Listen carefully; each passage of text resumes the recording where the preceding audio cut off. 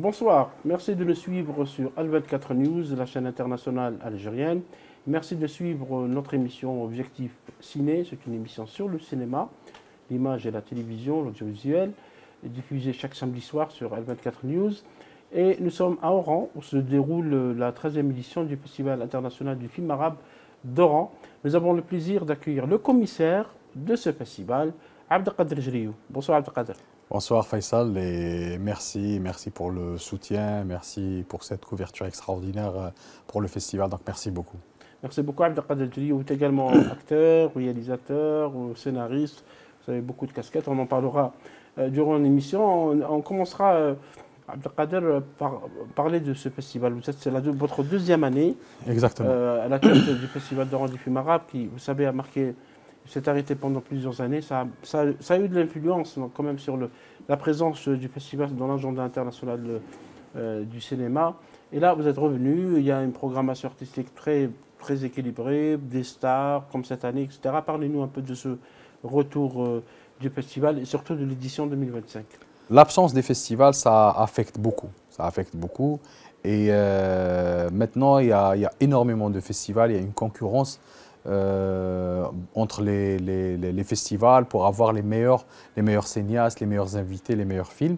Et l'absence du Festival d'Oran, pratiquement, les cinéastes, ils ont enlevé carrément le rendez-vous du Festival d'Oran. De leur agenda. Exactement, de leur agenda. Donc le retour de l'année dernière, c'était bien et on a essayé de miser sur des invités qui pèsent dans le monde du cinéma. Comme Costa Gavras ou Sami Bouajila ou Mahmoud Hamida dans le monde arabe. Et c'était aussi pour dire que le festival il est là, il est revenu, et pour que les cinéastes aussi puissent programmer leur agenda et leur sortie des films en prenant en considération que le Festival d'Oran est là, et de retour. Donc ça nous a beaucoup aidé, ça nous a beaucoup servi l'année dernière, et même sur le plan organisationnel, ça nous a aidé parce qu'on a vu là où il y avait quelques lacunes, on a essayé de rectifier, on a essayé de régler certaines choses. Et cette année, il y a le retour du festival. Donc là où on a senti que l'année dernière, ça nous a servi, c'était dans la demande pour participer dans le festival du film arabe. On a reçu pratiquement le double. L'année dernière, on était à 1000, 1800. Cette année, on était à 2600. Il y a une demande sur le Exactement. festival. Donc, il y a une demande. Et même les invités, même les stars arabes, maintenant, ils savent. Parce que malheureusement, le festival, pratiquement, nous, on ne fait pas un travail d'archives et tout ça. Donc, même les anciennes images, on les a plus. Donc, même quand on demandait, on invitait les stars ou les cinéastes arabes, il fallait trouver vraiment les images, les anciennes images et tout ça, pour dire que c'était un festival important. C'était le premier festival, et c'est le seul, je pense, festival du film arabe maintenant.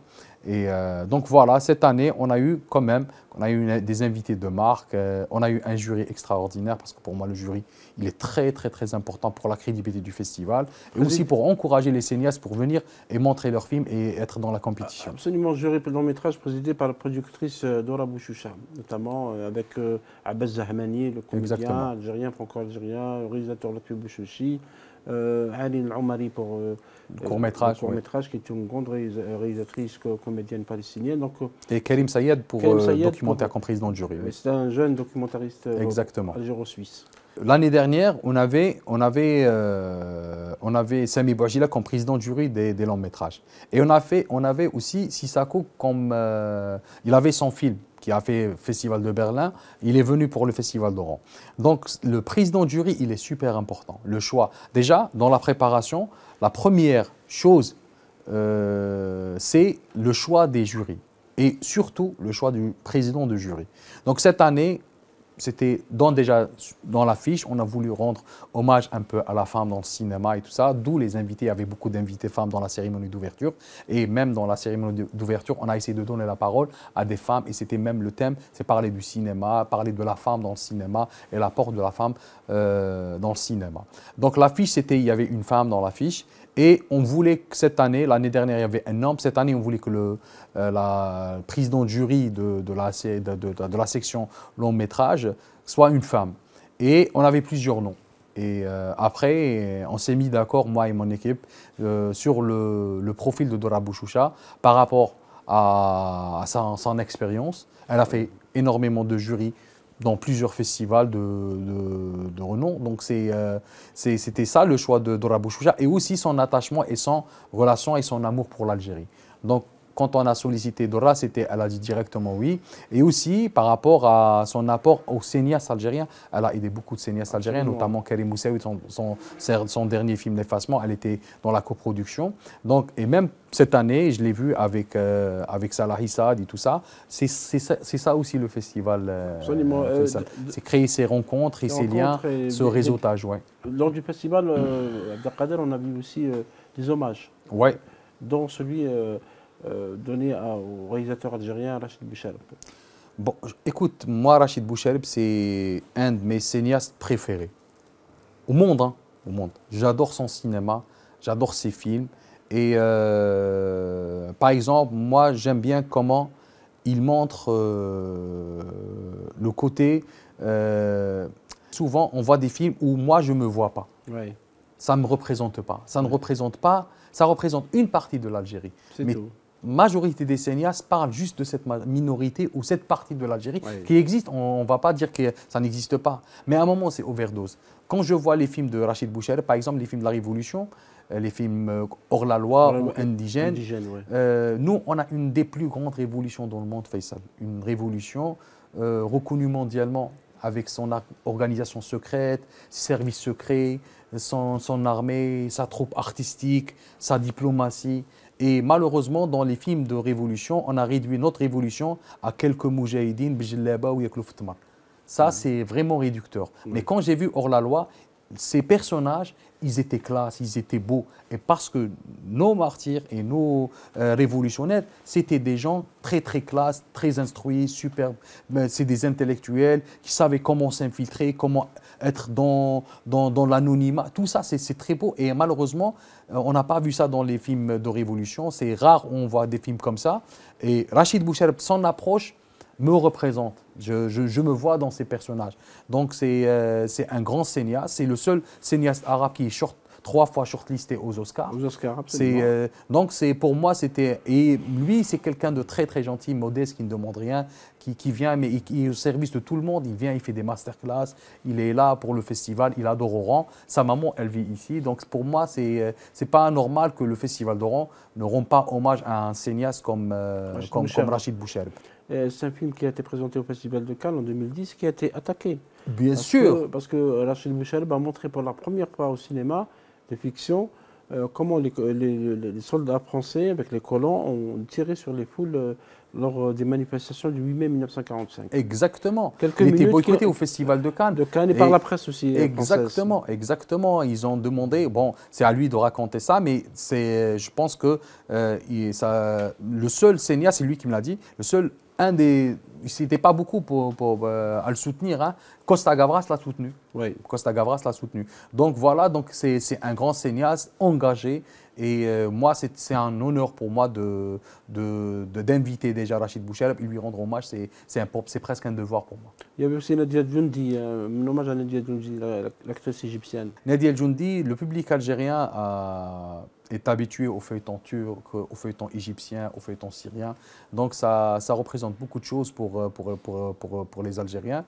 Et aussi, Nadia Djoundi, elle a dit, je pense que c'était sa première expérience au cinéma, elle a joué avec Youssef Chahine dans le film Jamila Bouhir. Jamila, oui. Exactement. Donc elle a aussi un attachement avec l'Algérie qui est impressionnant. C'était sa première fois en Algérie et elle était malade. Et quand on l'a invitée, moi je lui ai parlé personnellement et elle était malade et le médecin lui a dit que c'est impossible de bouger, mais pour l'Algérie, elle était prête à venir. Et donc voilà, Nadia El Djoundi quand même, c'est une comédienne qui a marqué toutes ces générations-là avec plus de 60 films. Et donc voilà, Nadia El Djoundi, elle était contente et aussi elle représente dans le monde du cinéma arabe, c'est une icône. Et le troisième, c'est Rassen Messoud, c'est un acteur à la fois, il est enseignant à l'Institut d'art en Syrie, il a enseigné le théâtre, il a fait beaucoup de théâtre, c'est un metteur en scène, il a écrit des pièces de théâtre, et c'est un acteur qui a plus de 13 films à Hollywood. notamment avec Ridley Scott. Je pense que les Algériens le reconnaissent dans le film Kingdom of Heaven, où il a joué Salah ad-Din Ayyoubi. Oui. Et c'était moi, j'ai animé moi-même la masterclass. Là, j'étais pas juste le commissaire, mais j'étais aussi l'acteur parce qu'il y a beaucoup de choses à apprendre de ce monsieur. Et aussi, c'était bénéfique. Donc, voilà, on a essayé d'avoir pour avoir un équilibre. On avait une femme égyptienne, on avait un Algérien, on avait un Syrien qui a une dimension internationale. Et aussi pour la cérémonie de clôture, il y a aussi le comédien égyptien Yasser Jalal. Moi, j'ai eu peur parce qu'il vient récemment d'être nommé au Sénat en Égypte. Donc, je pensais que ça allait un peu perturber son planning, qu'il pouvait annuler son voyage. Mais il a insisté lui aussi. Écoute, franchement, sans démagogie, nous, on n'a pas les moyens de payer ces stars.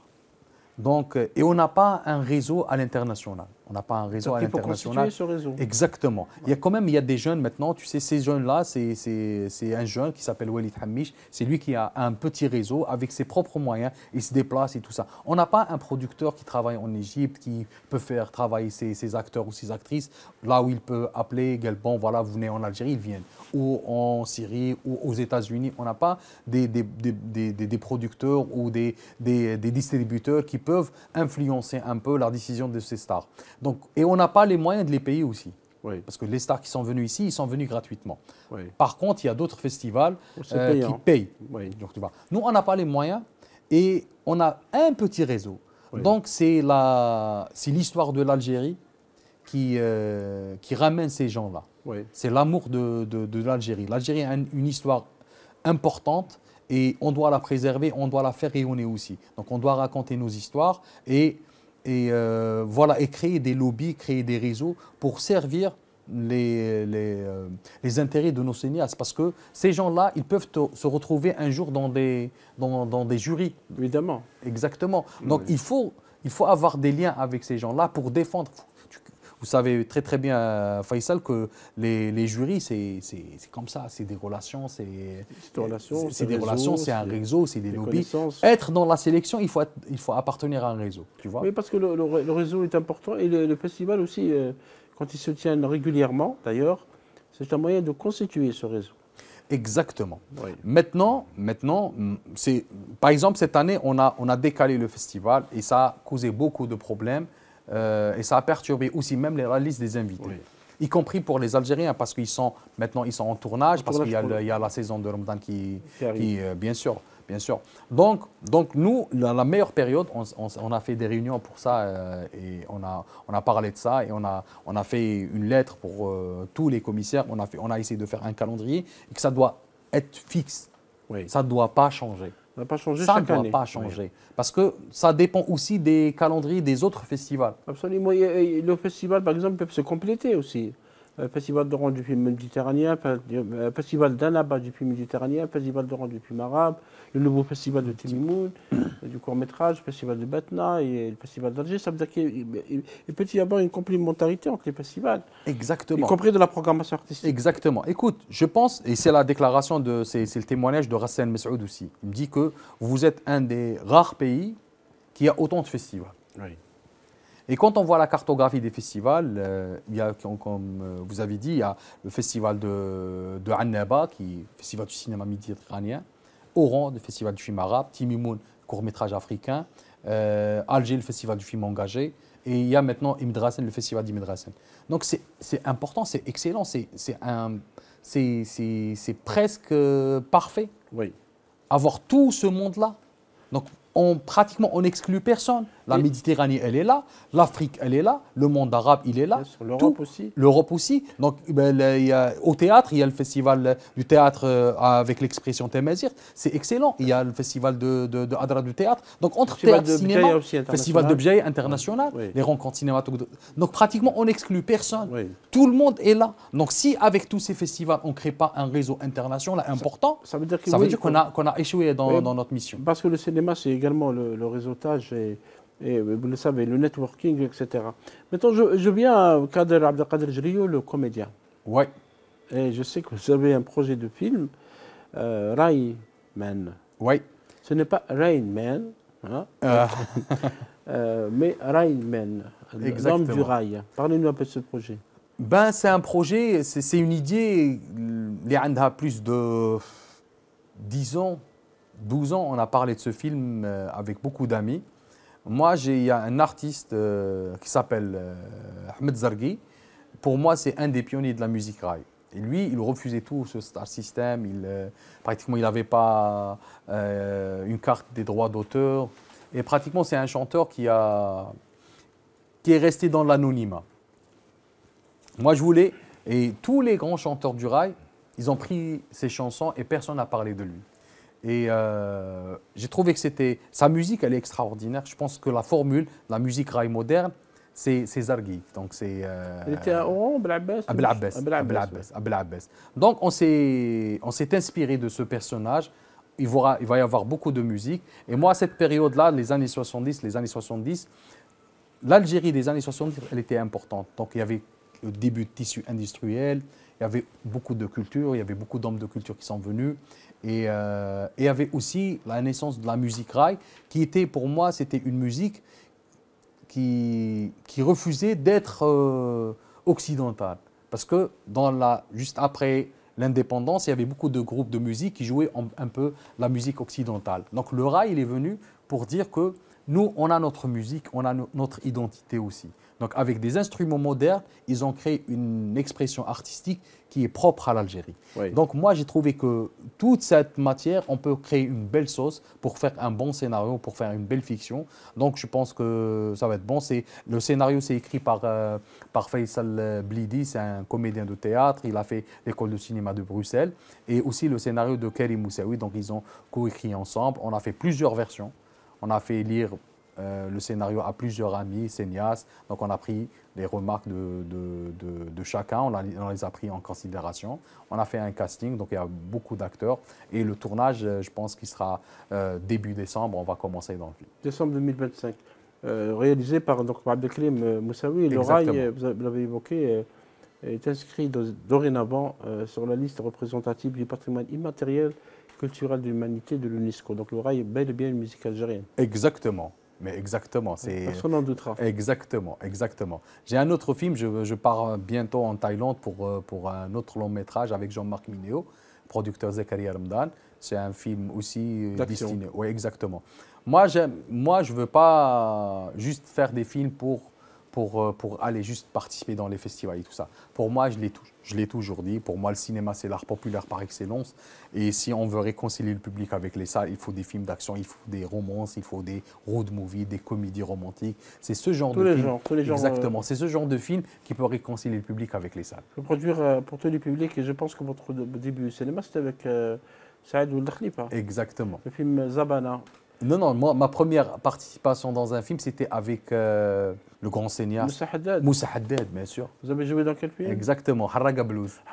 J'avais une petite apparition et on m'a donné un petit rôle et la productrice qui était son épouse, Moussa Haddad, elle m'a dit « Kader, tu es un acteur talentueux et tout ça. On a juste un petit rôle, mais je me dis, il n'y a pas de problème, même si je dois juste passer, mais je vais dire ça, que j'ai bossé déjà avec Moussa Haddad, qui est un grand cinéaste, Rabbi Rahma. » Vous avez enchaîné Bled al-Halal, Babourlou, et puis Rihan. El Khawa 2, exactement. Bled al-Mahrousa, c'est une succession dans le drama. Et le drama, brièvement, vous avez un regard critique, parce que je rappelle que vous êtes un critique de théâtre, à l'origine, que vous êtes aussi un metteur en scène de théâtre et comédien. Le drama qui est aujourd'hui produit en Algérie. Bon, sur le plan technique, on constate qu'il y a une amélioration. Exactement. Soit les montages, les jeux d'acteurs, les décors, les costumes. Mais il y a toujours un souci avec le scénario. Vous n'avez pas cette impression? Écoute, sincèrement, moi je pensais que c'était juste un problème juste local en Algérie. Mais quand j'ai entendu parler aussi, quand j'ai entendu Rassel Messoud parler de ça, c'est le problème. Pratiquement, il y a un sérieux problème de contenu. C'est vrai. Il y a un problème de contenu parce qu'il y a énormément de séries et tout le monde veut plaire.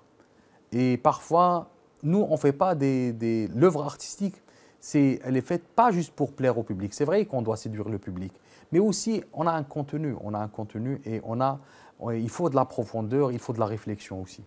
Donc, moi, je m'inscris dans un style bien défini. Le public sait qu'est-ce que je propose au public. Moi, je suis dans l'underground, dans tout ce qui est dans la société. On a fait Ouled Halal et a fait Babourlouh, qui est un phénomène social. Rihan, qui parlait d'une période très importante, qui était le Hirak et tout ça. Donc, j'essaie de choisir mes thèmes.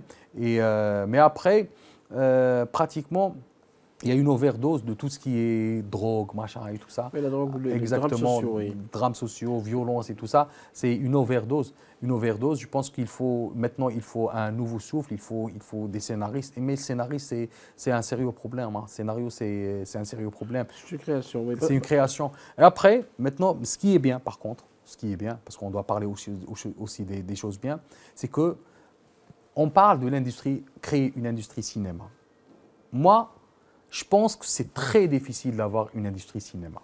Parce qu'on n'a jamais eu une industrie cinéma en Algérie. On n'a jamais eu. Ça ne veut pas dire qu'on ne peut pas. Mais ça prend énormément de temps. Ça prend du temps. Ça prend du temps. C'est une organisation. Exactement. Pour installer le marché, pour l'ouverture des salles. Avoir des salles aussi. Moi, je pense s'il faut soutenir les chaînes de télé pour avoir au moins 2 feuilletons par saison. Pas forcément Ramadan. Ramadan ou après Ramadan.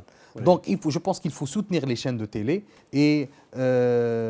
parce que c'est une matière maintenant. Il y a une matière, il y a des jeunes talents et malheureusement, quand tu as 1 ou 2 feuilletons, tu ne peux pas embaucher tout le monde, tu ne peux pas distribuer tout le monde. Oui. Et donc, il va y avoir beaucoup de frustration.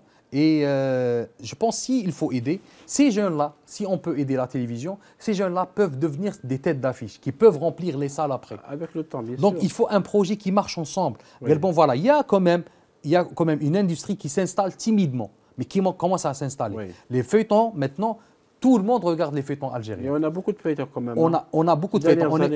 On est maintenant. 6 à 7, exactement, c'est pas mal. Auparavant, on avait 1, 2. Exactement. Tu as 3 de bonne qualité.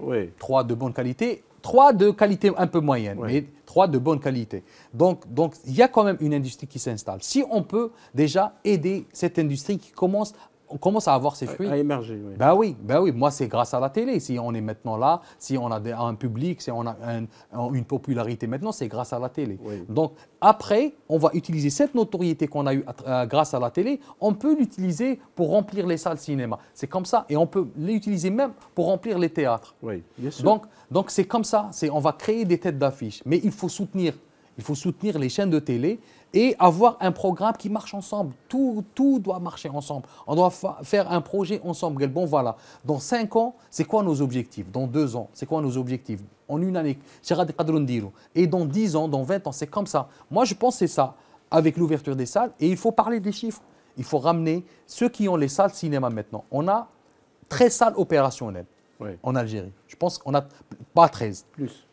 13 de MD Ciné, 3 à TMV, Alger, et 3 ici à Gold Vision, plus à la salle AZ, je pense 2. Je pense qu'on est à 17. Pour le multiplex. 18 opérationnels. Il y a le réseau de cinémathèque aussi. Les réseaux de cinémathèque, mais il n'y a pas la billetterie. Oui. Il n'y a pas de billetterie. Oui. C'est gratuit la cinémathèque. Il faut installer la billetterie dans les cinémathèques. Graduellement peut-être. Oui. Exactement. Il faut installer, parce que c'est un moyen de distribuer les films. Oui. Donc dans ces salles-là, l'année dernière, moi j'ai eu les chiffres à peu près, on est à 300 000 entrées par saison. Oui. Si dans 15 salles, on est à 300 000, si on peut avoir 100 salles, donc on peut aller à des chiffres, un film il peut faire 3 millions, 4 millions d'entrées. D'autant plus qu'il y a des distributeurs, pour me dessiner pour ne pas le citer, qui fait l'effort de ramener des films récents, des films qui sortent en même temps, qui sortent à Londres ou à Paris ou à New York, et qui sortent également en Algérie. Bien sûr. Donc ces jeunes-là, il faut les aider. TMV, c'est une belle expérience. C'est un privé qui a investi. Gold Vision, pareil. Pareil. Donc ces gens-là, il faut les aider. Il faut donner des terrains à ces gens-là. Pour avoir des multiplex partout. Oui. Ça va encourager les investisseurs, ça va encourager les producteurs. Un film moyen à petit budget. Et ça va créer un marché aussi. Exactement. Oui. Et après, même les acteurs, bon, moi, si tu as le cachet, bon, voilà, mon film a fait 2 millions d'entrées. Oui. Je mérite ce salaire. Bien sûr, parce que c'est selon les entrées. Après, ça sera le marché. Il faut aussi faire de la promotion pour les films. Exactement, exactement. Mais c'est aussi l'aide de l'État qui doit soutenir les cinéastes. Je parle pas, là, je parle du cinéma un peu commercial. Mais le cinéma doit être aidé. Aidé par l'État et soutenu, et également des producteurs professionnels qui peuvent Exactement. produire. Parce que vous constatez avant de terminer l'émission, Abdelkader, c'est qu'il y a beaucoup de films qui sortent sans aucune promotion. 30% du budget des films dans le monde vont à la promotion, à la publicité. Oui. Parce qu'un film, bon, c'est vrai qu'on se plaint parfois de l'absence du public parce qu'il n'y a pas d'affiche, il n'y a pas de dossier de presse, il n'y a pas de trailer, la bande-annonce. Comment les gens vont savoir que le film est sorti? Donc peut-être tout ça est lié à ce que vous dites, c'est une organisation de secteur. Vous savez, la publicité des films, même des blockbusters, oui. Tu prends Gladiator 2, oui. C'est des centaines, c'est des millions pour ne pas dire des conneries, juste pour la promotion du film. Pourtant, bien sûr.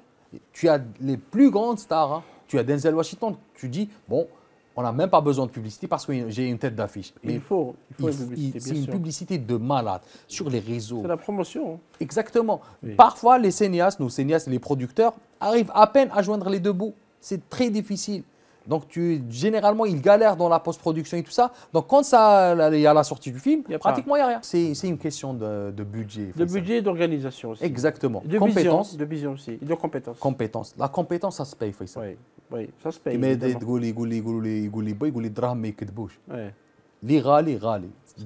la compétence, exactement. La compétence, ça se paye. Et elle coûte cher, la compétence. Absolument. La compétence, ça coûte cher. Donc, on a terminé avec l'argent. Merci Faisal, merci d'être là. Merci pour tout ce que vous faites. C'est important. On parle des médias et tout ça. Donc, je souhaite une longue vie à la chaîne H24. Merci beaucoup, c'est votre première interview chez nous. Exactement. H24 News. Merci beaucoup d'avoir accepté l'invitation. Évidemment, on vous retrouvera sûrement dans d'autres occasions parce que je sais que vous avez plusieurs. Inch'Allah, avec plaisir. Inch'Allah pour votre film. Je vous souhaite beaucoup de courage pour Rain Man avec Abdelkrim Moussaoui bientôt en décembre 2025. Peut-être en 2026, le film sortira. Inch'Allah. Avec d'autres projets. Merci à vous de nous avoir suivis sur H24 News et à très bientôt.